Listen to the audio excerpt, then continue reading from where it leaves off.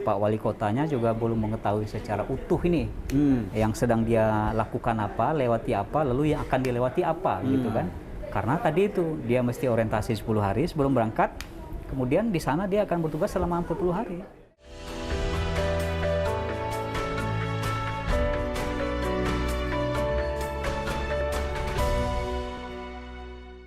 Assalamualaikum warahmatullahi wabarakatuh. Kembali di Rivol Official Channel.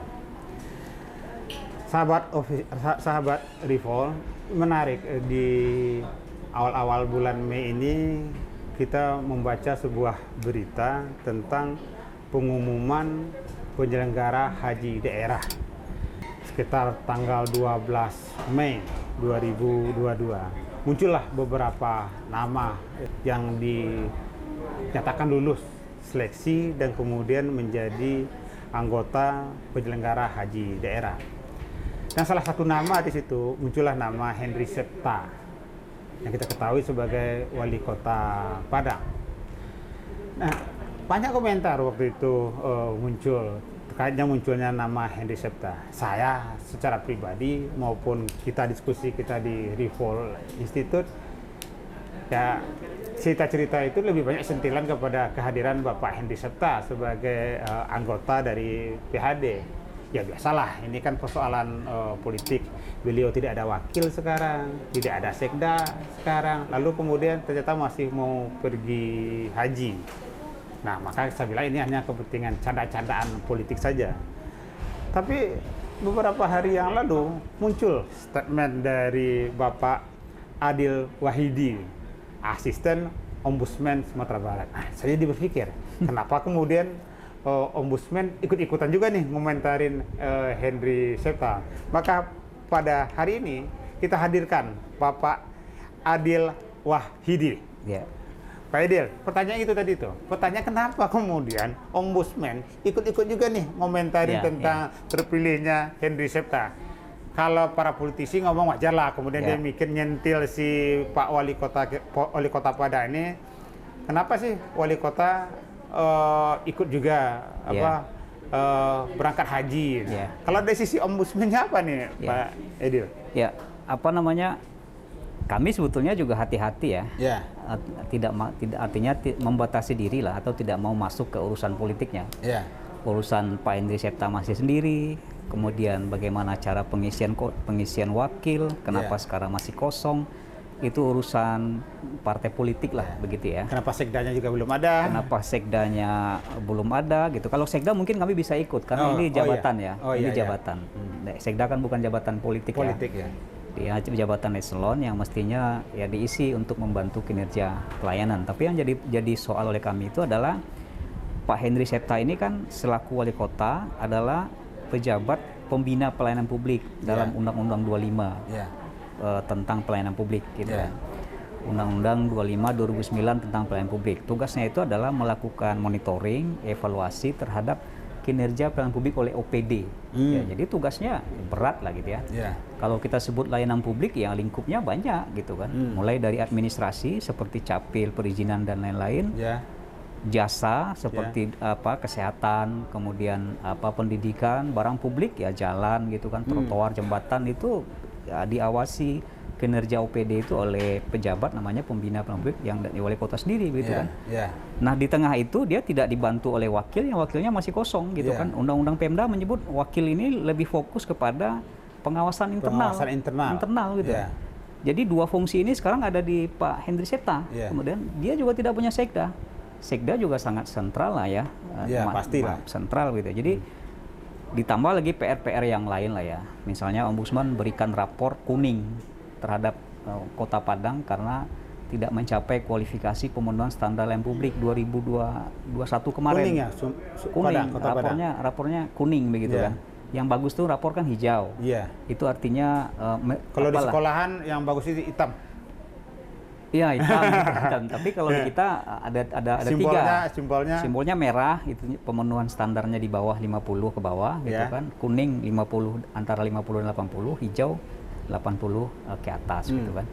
Jadi kami meyakini munculnya nama Pak Henry Septa di situ itu akan mengganggu. Ntar loh, di kasih rapor kuning tadi itu di sektor mana yang kemudian yang jelek, yang masih sederhananya jelek? Kalau kita datang ke kantor-kantor layanan publik di Padang itu kita belum akan mendapati atau menemukan standar layanan publik yang standar ya. Standar ini kan sebetulnya kalau terpenuhi ya belum oke-oke banget karena masih standar ya gitu kan. Tidak akan ditemukan. Di antaranya ada produk, syarat begitu ya, kepastian waktu, kepastian biaya begitu. Dalam bentuk flowchart itu. Dalam bentuk sarana lah. Sarana gitu ya. Kepastian waktu, kepastian biaya, kemudian sarana gitu kan. Kemudian layanan pengaduan, termasuk juga sarana untuk kebutuhan khusus. Dari itu kita kalkulasi rapornya masih kuning gitu ya. Ya, seharusnya banyak PR lah ya. Di tengah banyak PR itu muncul nama. Dan jangan salah, itu namanya bukan pejabat haji tapi petugas petugas haji daerah. Bukan pejabat. Bukan petugas haji daerah. Kita mikir, kok mau-maunya Pak Henry Septa mau jadi petugas haji begitu kan? Dengan yang kira-kira nanti kalau jadi petugas itu bisa juga ibadah sekalian. Dulu sih orang menyebutnya Haji Habidin. Haji biaya dinas. Biaya dinas. Haji biaya dinas gitu kan. Biaya dinas. Itu dulu orang menyebutnya gitu kan. Jadi sebetulnya ini memang problem lama ya. Problem kepala daerah itu mau jadi petugas haji dan dulu banyak yang berangkat. Kalau petugas haji berarti definisinya itu ya petugas. Kan ada beberapa petugas itu. Ada petugas haji daerah, ada petugas kesehatan haji. Ya artinya kan melayani di situ. Iya, ada lagi petugas pembimbing haji, ada lagi petugas kloter, gitu kan. Tugasnya memang membimbing. Bahkan kalau kita baca peraturan Menteri 32/2018 tentang penyelenggaraan haji reguler, tugasnya itu sebetulnya layanan umum. Layanan umum itu ya ngurus hotel gitu kan, bus. Bukan membimbing ibadah. Karena yang ada lagi timnya. Ada timnya. Tim pembimbing ibadah haji. Nah sekarang Pak Henry Septa mau itu, mengerjakan itu, meninggalkan kota selama 40 hari. Low profile berarti? Iya. Saya kawan-kawan juga bilang begitu ya. Pak Wali Kota mau mengimplementasikan jiwa melayaninya gitu ya. Seharusnya kalau melayaninya itu memang ada jiwa. Kotanya yang lurus. Apalagi tadi penilaian Ombudsman masih kuning. PR-nya masih banyak. Dengan Kota Padang sebagai ibu kota provinsi. Jadi soal kita lebih pada itu. Soal politiknya itu urusan Bang Vidya lah. Di Perevol gitu. Nah, jadi kalau dari sisi itu ketika akan terpilih menjadi penyelenggara haji daerah, ini kan dipilih berarti? Melamar. Prosesnya bagaimana itu, Pak Adat? Nah, ini yang jadi soal juga untuk kita. Jadi selain kita menganggap keberangkatan Pak Henry Septa akan mengganggu kinerja layanan publik Padang, soal kita adalah soal proses seleksi. Karena kemunculan nama Jadi satu persoalan dia berangkat gitu ya. Soal keduanya adalah soal proses seleksi. Karena kemunculan nama Pak Henry Septa dan kawan-kawan ada 10 orang, ini kan hasil proses seleksi ya. Makanya kita juga menyorot proses seleksi itu. Kenapa bisa muncul nama Pak Henry Septa, lalu prosesnya bagaimana gitu kan. Bagaimana proses penyelesaiannya menurut Pak Adat? Kalau kita baca peraturannya, peraturan menteri tadi itu PMA 32/2018 tadi sebetulnya ketat gitu ya. Ketatnya begini, itu gubernur atau wali kota berkoordinasi dulu dengan Kanwil gitu kan, Kanwil atau Kemenak Kota, mereka membentuk namanya tim seleksi gitu kan, tim seleksi petugas haji daerah gitu kan. Saya membayangkan berarti akan ada surat keputusan gubernur tentang tim sel. Ada juga proses rekrutmen tim sel. Setelah itu tim sel bekerja, gitu kan. Dia menyiapkan seleksi, mulai dari menyiapkan materi seleksinya, gitu kan. Kemudian menyiapkan tahapannya, itu ada administrasi, kemudian ada wawancara, kompetensi, begitu ya. Atau tes kesehatan juga malah mungkin. Ya, kalau tes kesehatan saya lihat itu dia menyertakan surat keterangan sehat. Tapi memang ada administrasi yang sifatnya umum dan khusus, gitu kan. Di antara yang umum untuk petugas haji daerah itu adalah berasal dari PNS, gitu kan, TNI, Polri, gitu kan, kemudian tokoh masyarakat, termasuk juga kawan-kawan yang punya KBIH atau bertugas di KBIH, itu bisa juga melamar jadi petugas haji, gitu kan. Jadi mestinya banyak orang yang bisa melamar. Nah, Nah ini yang juga kita jadi tanda tanya oleh kita ya, karena selain itu problem. Kalau kita lihat sekarang ini proses, ada nggak tim selnya sekarang?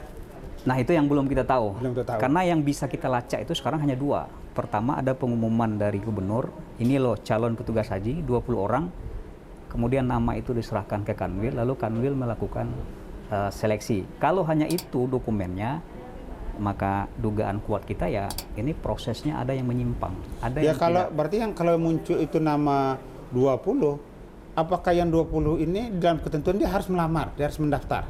Kalau dari proses yang ada dia mendaftar memang. Dia mendaftar. Dia menyerahkan dokumen. Nah artinya kalau dia mendaftar, ada pengumuman sebelumnya membuka pendaftaran untuk orang yang ingin minat jadi. Ini loh lamaran dibuka untuk petugas haji. Ini haji. Syaratnya, ini lama pendaftarannya, begitu kan? Ini prasyaratnya, ini lamarnya. Pendaftaran ditutup tanggal sekian, lalu diumumkan siapa yang melamar, gitu, yang lolos. Ya. Dan di bawahnya ada tertulis itu adalah panitia seleksi. Nah sampai sekarang kita nggak ketemu kan itu? Nggak ketemu. Nah, bagi kami itu juga layanan publik. Ya, karena orang-orang yang memenuhi syarat mestinya bisa mengakses. Iya. Gitu kan? Artinya itu kan hak publik. Misalnya ada seorang dokter yang bekerja di sebuah puskesmas, dia bisa ngelamar, gitu kan? Ya ke tokoh-tokoh masyarakat itu, tokoh masyarakat itu besar itu. Bisa ikut melamar, begitu kan? Dengan syarat yang mereka punya, dia ikut melamar. Nanti terserah tim sel lah seleksi. ASN banyak ASN kita yang belum naik haji, pada mendaftar semua yang seharusnya. Iya. Karena ASN kita biasanya naik haji kan setelah pensiun. Iya. Tapi kalau dia punya kemampuan, syaratnya lengkap, dia diterima, mestinya dia naik haji dengan jadi petugas. Itu tidak ada sekarang, Pak Ada? Sepanjang ini kita belum menemukan itu. Paling tidak kita menemukan jejak keterbukaan informasi tadi.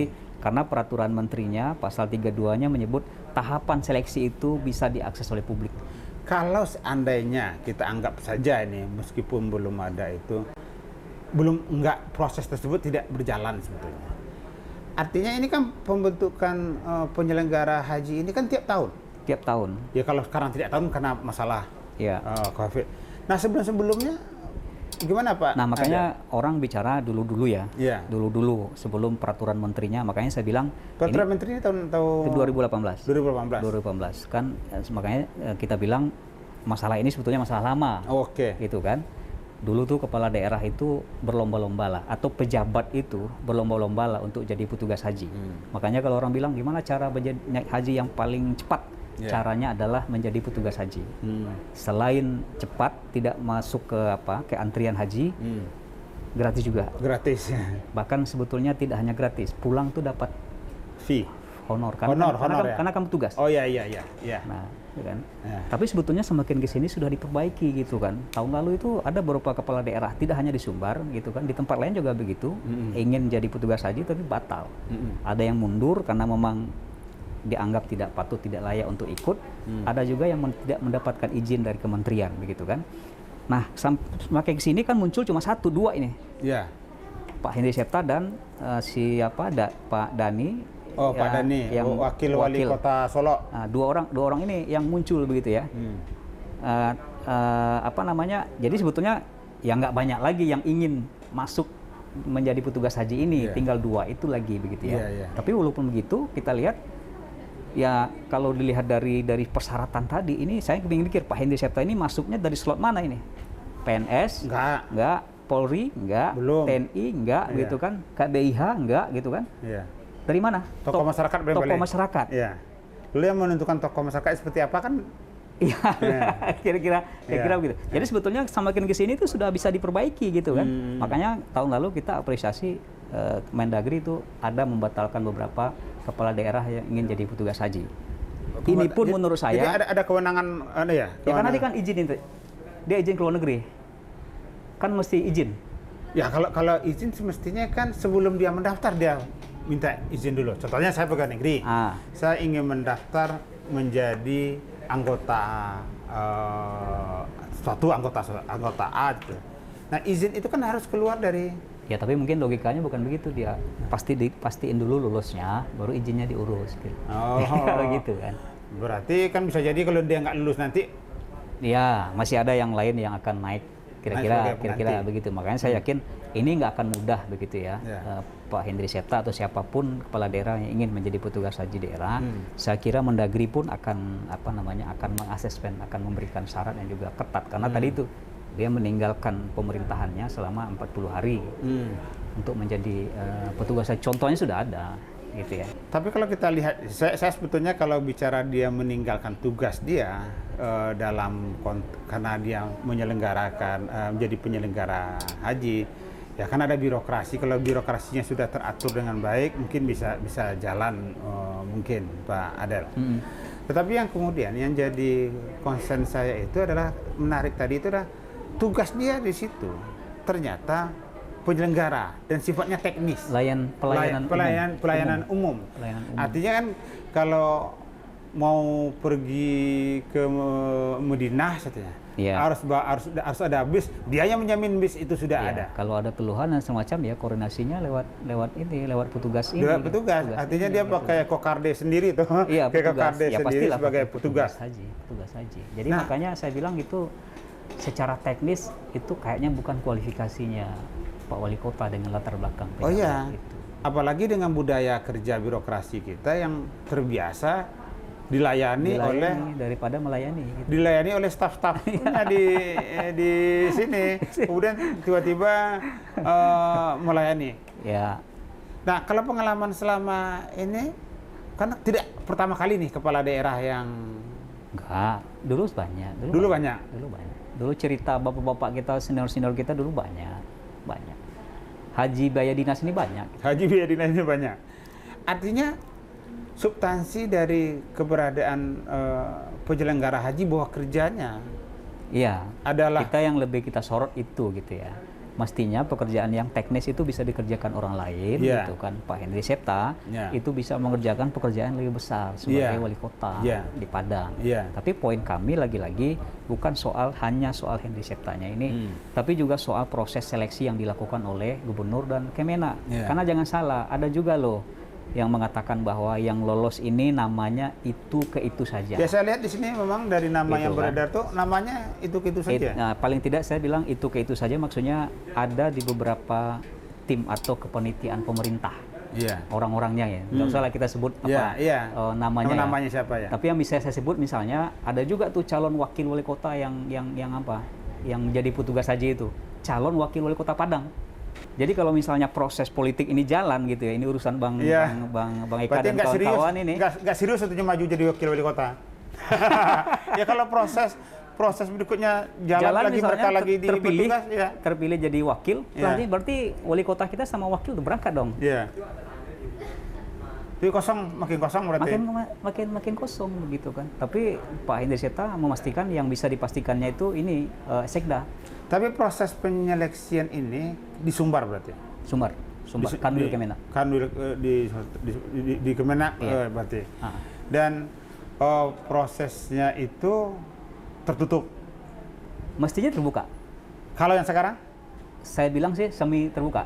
Semi terbuka? Dugaan saya gitu ya. Semi terbuka atau semi tertutup nih? Semi tertutup. Semi tertutup. Karena yang bisa kita temukan sekarang hanya itu pengumuman gubernur, ini loh calon gitu kan. Kemudian hasil seleksinya. Yang pengumuman calon itu yang 20 itu? Yang 20. Kemudian nama itu diserahkan ke Kanwil gitu ya. Kemudian Kanwil melakukan seleksi untuk yang 20 tadi itu gitu kan. Memenuhi syarat 17 administrasi. Yang 17 inilah yang ikut tes. Syarat administrasinya apa aja? Yang tadi itu KTP gitu ya, surat keterangan bersertifikat kalau pernah punya kualifikasi pembimbing haji gitu kan. Punya sertifikat? Kalau untuk yang jalur jalur pembimbing haji. Jalur pembimbing haji.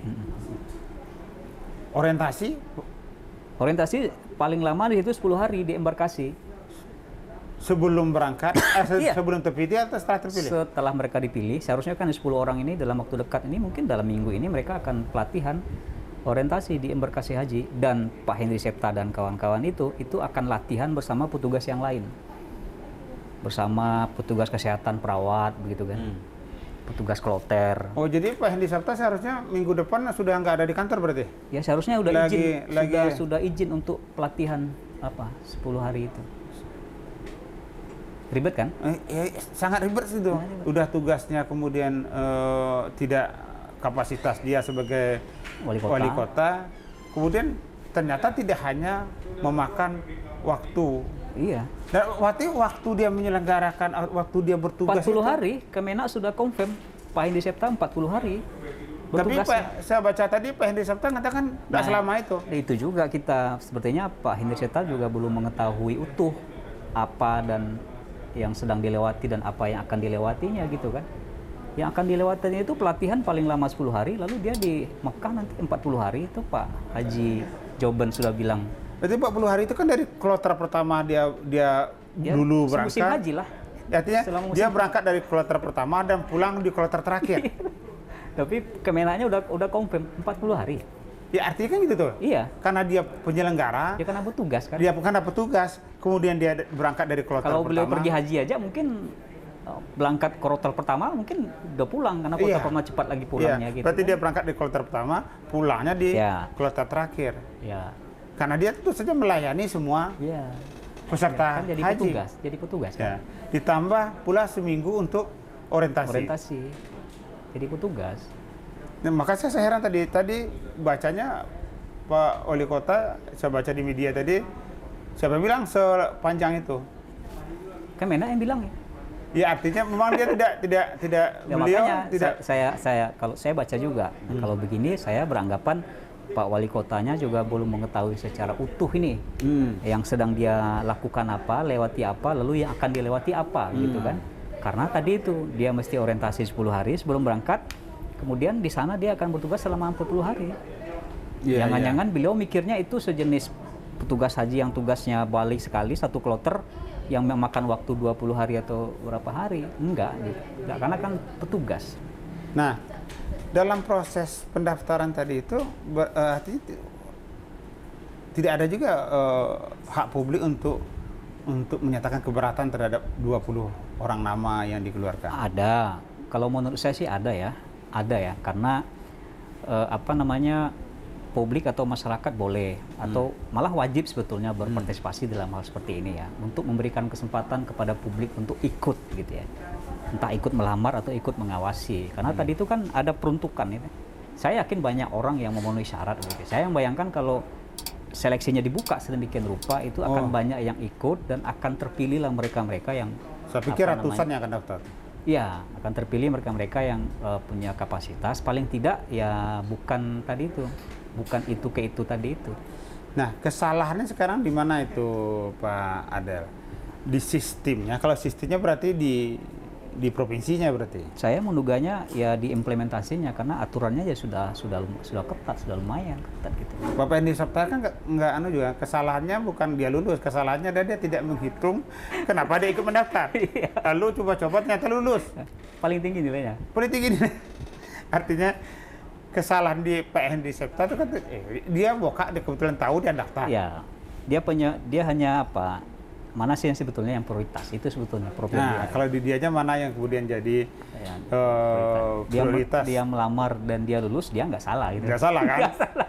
Mungkin kalau kita lihat salahnya di departemen di proses seleksinya. Di proses seleksinya, yaitu tidak jadi Hendy Septa kemudian tidak bijak di sini adalah dia punya tugas yang besar, yang berat di daerah. Kalau dia ingin melayani tanpa harus ke Mekah, dia sudah melayani warga Kota Padang yang tadi penilaian ombudsman tadi masih kuning. Tapi kemudian yang salah itu dari proses seleksinya ada di pemerintahan provinsi. Berdua ini, dia koordinasi itu Kanwil dan provinsi. Kanwil dan provinsi yang kemudian saya pikir kalau memang dia yang bertugas menyelenggarakan rangkaian seleksi, karena anggarannya memang dari APBD. Ya artinya kalau kita lihat sampai sekarang setidaknya informasi dari Pak Adel tadi, proses seleksi ini yang hari ini sepengetahuan kita belum ada tahapan-tahapan yang kita masih meragukan proses seleksi itu. Paling tidak kita menduga itu ada tahapan yang terlewati. Saya pikir dugaannya betul tuh. Masa peluang sebesar ini kemudian orang masyarakat kita nggak tahu, masyarakat kita tidak paham. Tidak hanya masyarakat mungkin.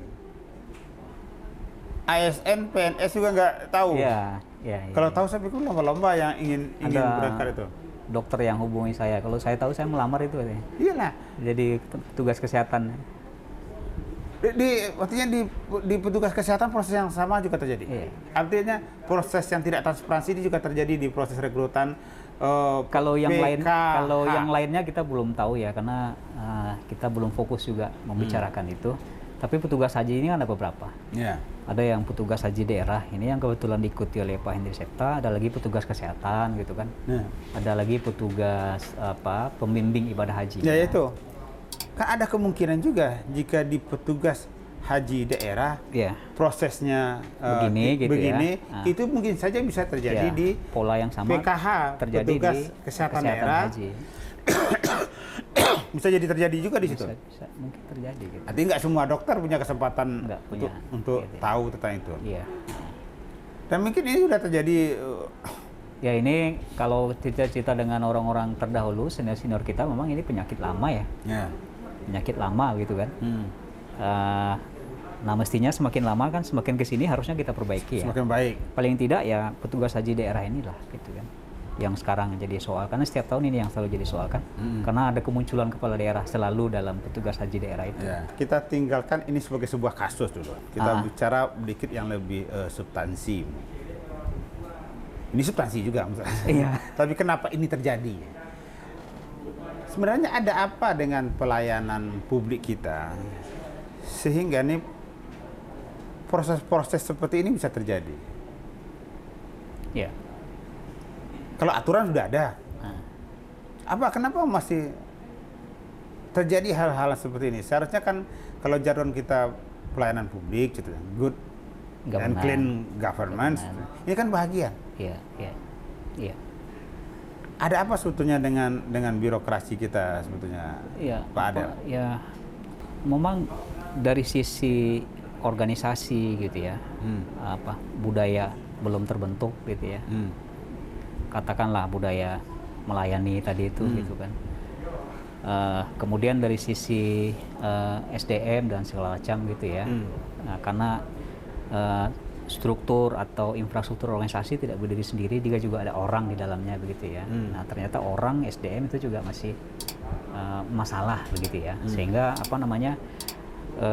kendati sudah ada regulasi seperti ini, tapi memang belum ada niat untuk mengimplementasikan secara utuh. Masih masih ingin mengambil bagian yang sifatnya pribadi atau keuntungan dari sistem yang sudah dibentuk begitu ya. Contohnya ya sistem seleksi ini itu sudah dituangkan sedemikian rupa, tapi masih ada yang mencoba-coba untuk ya mengambil keuntungan atau apalah dari situ ya.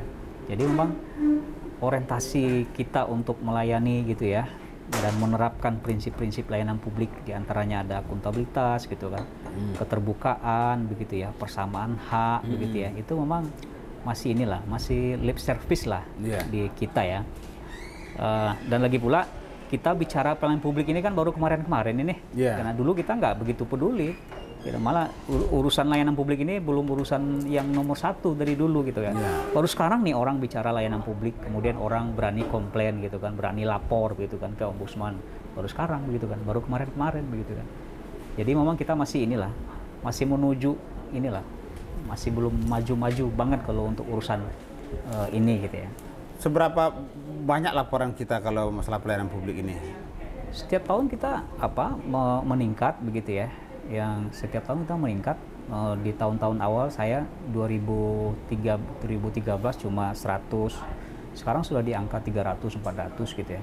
Kalau semua dihitung layanan mulai sampai konsultasi malah sudah sampai 1000. Jadi saya sih dari awal, karena masuk di ombudsman ini kan di awal-awal ini 2012 gitu ya. Orang-orang mengira ini di sumber ini ya, di ombudsman kan orang tata keramanya tinggi gitu ya, slogannya banyak begitu ya. Jadi kiranya nanti nggak akan banyak pengaduan, ternyata tidak gitu kan. Di Sumatera itu kita paling tinggi gitu kan. Di Sumatera Barat paling tinggi laporannya begitu kan. Di angka 300-an sampai 400-an. Kemudian di nasional kita selalu masuk 10 besar, 5 besar dari jumlah pengadu ke ombudsman.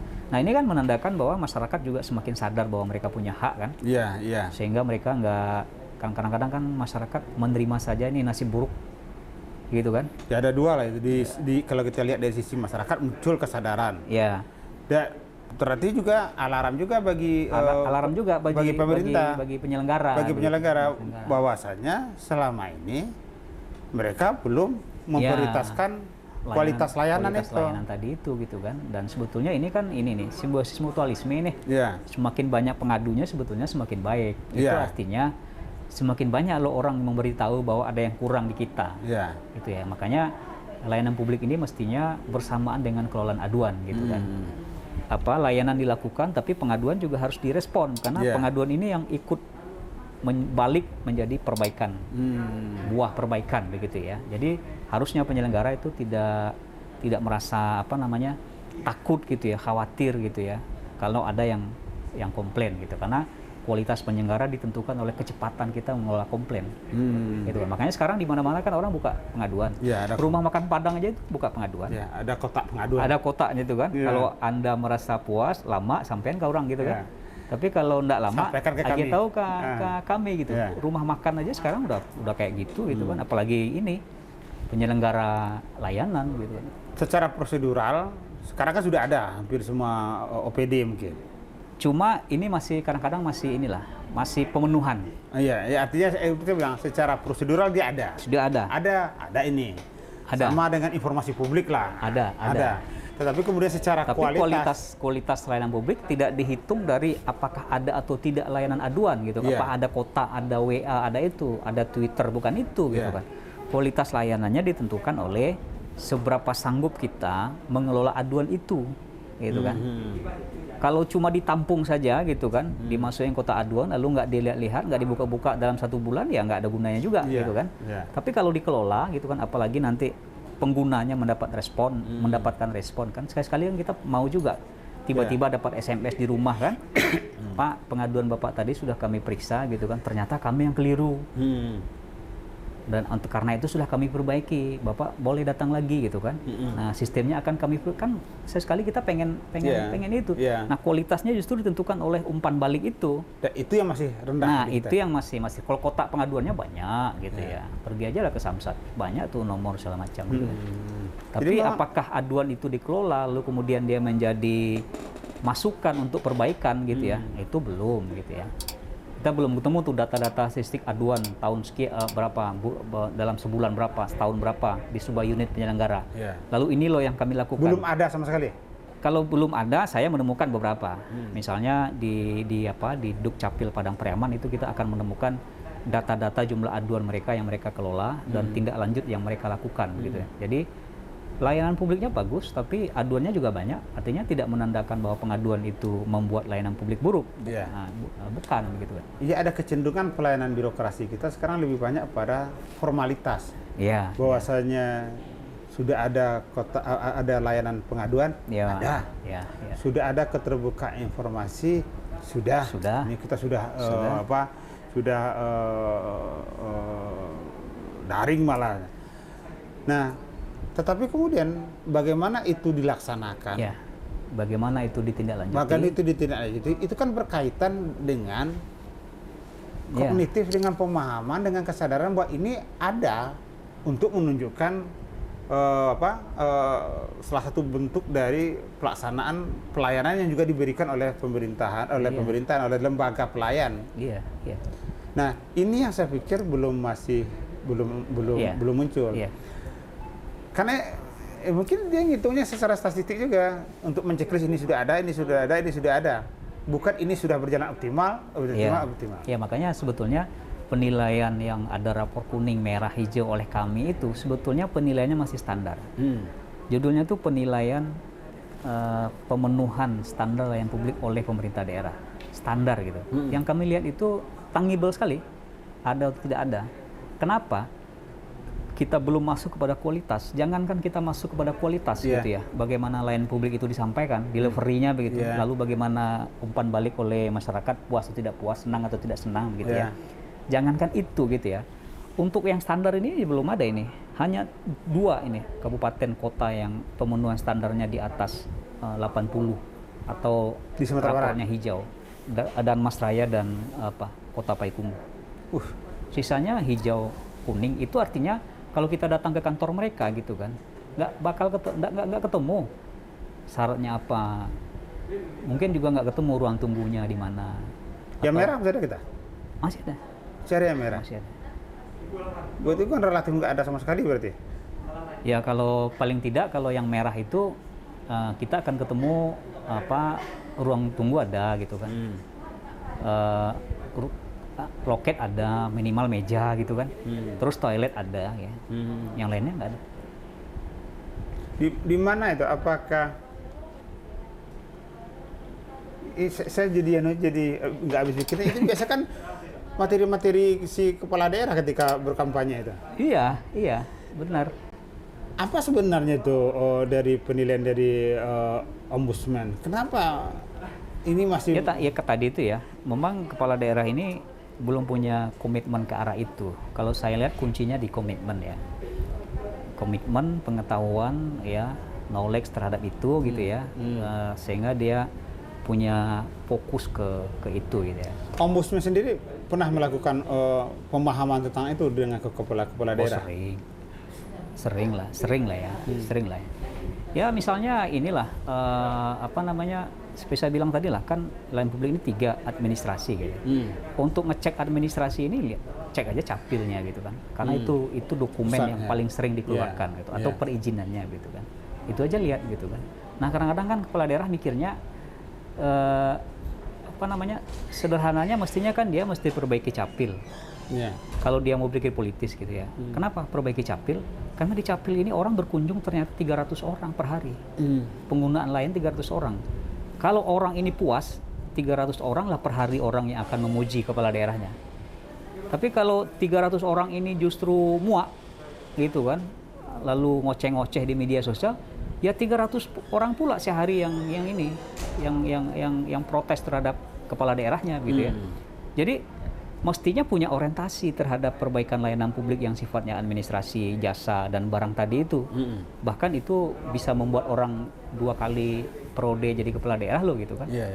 Artinya tadi itu kan sebuah kebijakan, apalagi pelayanan ini akan berjalan dengan baik, terutama programnya, kualitasnya, jika ada kemauan dari pimpinan. Komitmen. Kemauan dari. Karena tugasnya adalah membina gitu kan. OPD ini di bawahnya semua gitu kan. Bahkan sebetulnya Undang-Undang 25 itu memberikan kewenangan yang lebih terhadap kepala daerah. Malah bisa memberhentikan kepala unit layanan itu gitu kan, kalau dia tidak memenuhi standar layanan. Jadi sudah cukup kuat sebetulnya kewenangan yang diberikan oleh kepala daerah. Tapi mana ada kepala daerah memberhentikan kepala OPD gara-gara dia tidak memenuhi standar layanan atau layanan publiknya di tempatnya buruk, mana ada gitu. Karena ada kecenderungan juga OPD di bagiannya itu menjadi tidak OPD yang proses penyeleksinya tidak seksi juga. Problemnya itu lagi. Ini kan masalah mindset pelayanan. Seharusnya orang terbaik di pemerintah tersebut ditaruh di situ. Begitu kan. Jadi sebetulnya ini sudah disiapkan sedemikian rupa nih. Tinggal lagi kita punya komitmen atau punya orientasi yang cepat ke arah itu. Dari 19 kabupaten kota kita yang udah hijau ya? Biru hijau. Hijau berapa? Ya 2 itu. 2, selebihnya kuning. Merah? Merah saya cek ada yang merah enggak itu ya, karena mayoritas kuning sih. Artinya dapat kita simpulkan dalam konteks pelayanan publik kita di pemerintahan kita, di pemerintahan daerah kita di Sumatera Barat, sebagian besar kepala daerahnya kita kasih nilai kuning karena cara pandang tadi bahwasanya pelayanan daerah itu akan baik jika ada kemauan, ada kemauan dan ada orientasi dari kepala daerah untuk memperlakukan itu. Karena tidak mungkin itu dari bawah muncul, karena itu betul-betul ada tindakan itu dari si wali kota. Top leader top leadernya yang memiliki kemauan itu. Bisa jadi dia nggak paham atau dia tidak punya kemauan. Iya. Karena kalau OPD ini kan enteng aja nih. Kalau kepala daerah sudah minta selesaikan 1 malam ya nggak bisa tidak OPD ini, karena nyawanya kan ada di bupati, ada kepala daerah. Makanya menurut saya sih komen kepala daerah ini yang penting di awal. Kalau tidak punya orientasi dan komen cara itu ya sudahlah. Dari sisi komunikasi Pak Ada, dari sisi komunikasi kita dengan kepala daerah, ini pengalaman ombudsman ya. Kalau untuk menyampaikan seperti ini, ya secara formal punya komitmen. Tipikal lah ya, kan kepala daerah sama dengan kita berrelasi dengan orang gitu, tipikalnya macam-macam juga gitu kan. Ada yang apa namanya ya bantu orang Minang lah gitu, bapak orang Minang kan nyoyonan dewa gitu kan, dekunya lakunya ninyo gitu. Iya. Angguk gilang saya. Angguk giling. Tapi ada juga yang punya komitmen. Kami tahu ada beberapa yang komitmen yang bagus gitu ya. Sehingga kita nampak tuh apa namanya percepatan yang dilakukan di daerah itu, dan itu indikatornya tidak hanya Ombudsman, Menpan kan juga melakukan gitu ya. Misalnya untuk layanan administrasi capil, itu yang paling jago itu kan Padang Pariaman gitu. Dan itu selalu dapat nomor 1 nasional malah dia gitu kan. Kemudian untuk perizinan atau mall pelayanan publik itu Kota Payakumbuh, itu ke sana itu memang rasa pergi ke hotel bintang kita gitu kan. Kota Payakumbuh nih? Kota Payakumbuh, pergilah ke mall layanan publik. Padahal saya adalah orang yang ikut melakukan asesmen pelayanan perizinan satu pintu dulu. Masih kerjasama dengan Asia Foundation. Itu yang pertama kali yang dianggap baik itu dalam pelayanan perizinan ini dulu adalah Kabupaten Solo, 50 kota. Kabupaten Solo. Kabupaten Solo.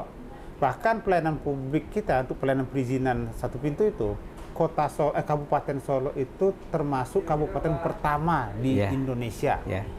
Zamannya Pak Gamawan saya juga sering Fauzi. Malah saya langsung dapat informasi itu dari almarhum Pak Mes. Nah, Pak Mestika Z ya. Saya ngerjakan itu di PKSBE UNP dengan Pak Mestika Z. Itu kemudian di 50 kota bersama Bang Saiful. Iya, Bang Saiful. Jadi sewaktu-waktu saya membagikan beberapa foto kondisi layanan di Kabupaten Solo dan 50 kota, nangis dia. Kok kayak gitu kan? Bahkan itu kepala daerah itu tidak kita dibiayai. Padahal dulu itu kondisinya sudah sangat bagus-bagus gitu. Iya, artinya Kabupaten Solo itu pertama se Indonesia. Tapi kemudian tertinggal oleh Sragen, Jembrana, Jogja. Kemudian kita melakukan beberapa buah dampingan tuh. Kabupaten Solo, Kota Solo, 50 kota, Bukit Tinggi. Artinya dan bahkan kalau di 50 kota proses penyeleksiannya itu jadi saya punya cerita nih, kita bagi-bagi cerita ya Pak Adel ya. Ketika saya di 50 kota, kebetulan penanggung jawab pendamping saya waktu itu, kita merekrut tenaga yang akan tampil di kantor pelayanan perizinannya. Itu kita seleksi dari seluruh pegawai yang terbaik. Proses seleksinya semuanya sampai ke psikologis diseleksi itu. Sampai banyak yang nangis waktu itu karena dipanggil seleksi. Apa salah kami, kenapa mau dipindahkan ke kantor pelayanan perizinan? Karena dia bayar itulah tempat pembuangan. Akhirnya kita jelaskan, mereka ikut pelatihan untuk memberikan pelayanan, dan saya masih ingat dulu mereka bikin sebuah moto bersama. Saya sudah lupa motonya itu. Kami melayani atau apa, lalu mereka cap jari dan ada yang nangis karena dia selama ini merasa berdosa telah mengabaikan tugas mereka sebagai melayani. Tapi sayangnya itu sebulan setelah itu mereka telepon saya. Nangis lagi karena prakteknya tidak sesuai dengan apa yang kita lakukan. Maka saya kaget tadi jika kemudian. Tapi problem-problem pendampingan oleh NGO, oleh siapa lah ya, penyakitnya adalah daerah ini kan tidak bisa menjamin keberlangsungan nggak sustainable begitu ya. Ketika program exit gitu kan, dia udah lupa pula gitu kan. Makanya itu. Tapi kalau sepanjang kita masih USED-nya masih di sana gitu ya oke gitu kan. Nah, itu yang saya bilang, akhirnya problem kita di situ adalah sebenarnya ada di cara berpikir. Ada di kultur set dan Sedangkan yang selalu ingin kita perbaiki adalah mekanisme. Mekanisme sudah ada, Saya kira itu juga yang terjadi di Ombudsman begitu. Ketika kita tongkrongin ya bagus gitu, tapi kalau udah kita pindah lagi ke urusan yang lain gitu, atau masyarakat tidak lapor lagi di situ ya dia udah lupa pula. untuk memperbaiki. Ya, makanya itu kan konsep pelayanan yang kemudian menjadi. Tapi di Ombudsman sendiri periode inilah ya, saya kira cukup intens untuk terus berkomunikasi dengan kepala daerah gitu, untuk menginternalisasi lah, mengkoordinasikan lah gitu ya. Ini loh perbaikan. Internalisasinya itu. Ini arah perbaikan yang mesti dilakukan gitu ya. Arah ini ya dipepet terus lah begitu ya. Secara politik sebetulnya kan kepala-kepala daerah yang memberikan pelayanan prima, pelayanan terbaik, itu kan dapat insentif dan juga salah satu jaminan dia terpilih lagi dalam pemilu. Makanya sederhana saya bilang mana yang harus diperbaiki terlebih dahulu supaya terpilih periode kedua. Perbaiki layanan publiknya. Betul. Perbaiki perilaku layanannya sama layanan publiknya gitu kan. Lalu di mana yang harus diperbaiki? Perbaiki dulu di mana masyarakat banyak ke situ. Penerima manfaatnya banyak di situ. Di mana dia? Puskesmas. Gitu kan. Capil, gitu kan. Perizinan, pendidikan, perbaiki di situ gitu kan. Ketika masyarakatnya merasa sudah puas begitu ya. Ya dengan sendirinya yang akan dipuji adalah kepala daerah. Tapi kalau tidak, yang diumpat pertama kali ya juga kepala daerah. Makanya perbaiki capilnya gitu kan. Karena di capil itu hampir semua orang berurusan dengan dokumen-dokumen itu. Di Padang itu 300 orang itu setiap hari. Yang mengurus dokumen. Yang berurusan. Nah, coba cek kantornya gitu kan. Teras depan dijadiin kantor, teras belakang dijadiin kantor. Di situ juga ada kantor perizinan, ada kantor arsip. Untuk masuk ke sana saja itu kita sudah bertabrakan. Orang mau ngurus izin bawa uang miliaran atau triliunan, bawa Fortuner, tergores di situ. Karena sudah mumet kantornya di situ gitu kan. Makanya saya nggak begitu happy Pak Henry Septa bangun Youth Center itu. Karena menurut saya yang paling prioritas adalah memindahkan capil, perizinan. Youth Center itu jadi program unggulan loh. Ya. Tapi sebetulnya menurut saya PR Pak Henry Septa itu di administrasi layanan publiknya. Apalagi ini berada di ibu kota. Kalau jasa dia lumayan oke. Di puskesmas ada puskesmas yang bagus, Padang Pasir. Sekolah juga lumayan gitu. Untuk jasa agak tercelak lah, misalnya pasar, tempat pariwisata. Tapi kalau administrasi belum. Nah, sementara administrasi kuncinya ada di capil dan perizinan. Ada mall pelayanan publik kita, tapi itu di pasar lantai 4. Kan ada mall pelayanan publik kita. Di pasar lantai 4 gitu ya.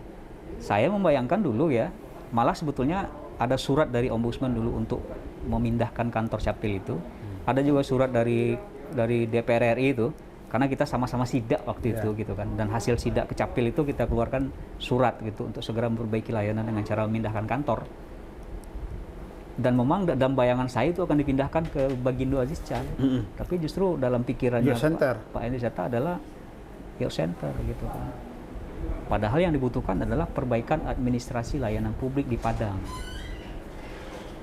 Gitu. Saya membayangkan di Bagindo itu orang pergi main ke sana, nanti belok perbaiki KTP, lalu dia nongkrong-nongkrong, dia ngurus izin gitu kan, enak gitu kan. Kalau sudah ada kepastian berapa jam, ini selesai, surat ini cuma selesai dalam 2 jam, dia bisa main di taman kota. Di situ, karena mall pelayanan publik yang tadinya jadiin solusi, karena dia ada di tengah pasar gitu kan, untuk kesana aja sudah menerobos macet, angkot dan lain-lain, ya malas. Lantainya juga di lantai 4 kan. Jangankan orang tua yang mau ngurus izin ke lantai 4 itu gitu. Kita aja naik ke jenjang itu lah sama. Makasih Pak Adel. Ini yang terakhir itu tip dari Pak Adel untuk calon-calon kepala daerah yang akan bertarung di 2024. Perbaiki layanan publik karena banyak memang substansi dari pelayanan birokrasi adalah pelayanan publik. Bukan berarti yang lain tidak penting, tetapi yang lebih penting dari semuanya ketika kita memulai sebuah pekerjaan birokrasi adalah perbaiki layanan publik. Terima kasih. Assalamualaikum warahmatullahi wabarakatuh.